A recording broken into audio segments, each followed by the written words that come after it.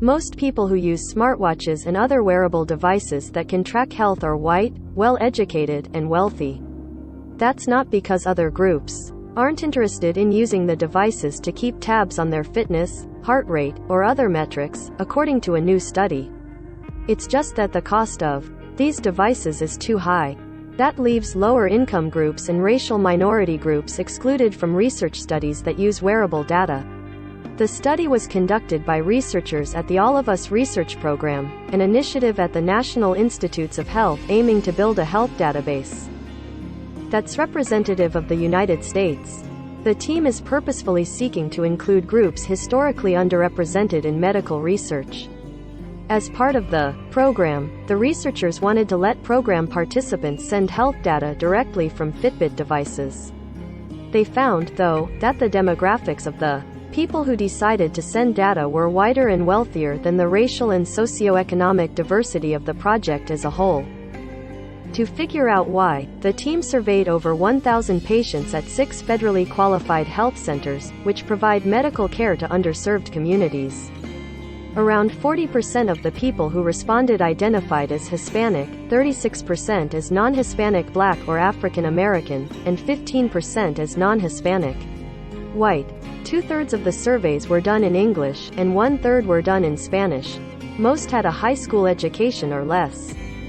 Over half of the people who responded to the survey said that they'd be interested in a fitness tracker, saying that they'd be interested in things like tracking their steps or heart rate.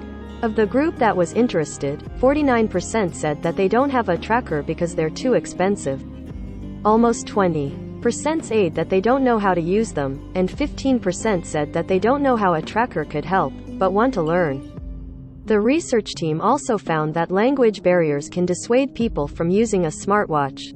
Many Spanish-speaking participants were concerned by the use of tracker to describe the devices and thought that their movements would be monitored.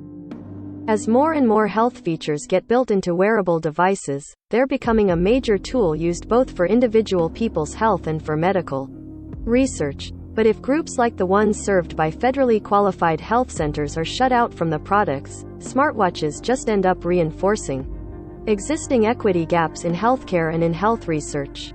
When groups aren't represented in studies, results can't be generalized to those groups, and they miss out on the benefits of new findings. But the study findings show that deliberate work to close those gaps could help. Members of the All of Us team wrote in an editorial in Stat. It's clear that willingness of participants to adopt wearable technologies is there, they said. Purposeful efforts to build access, opportunity, and infrastructure will allow all communities to benefit from the scientific knowledge gained through wearable technology data. Recommended by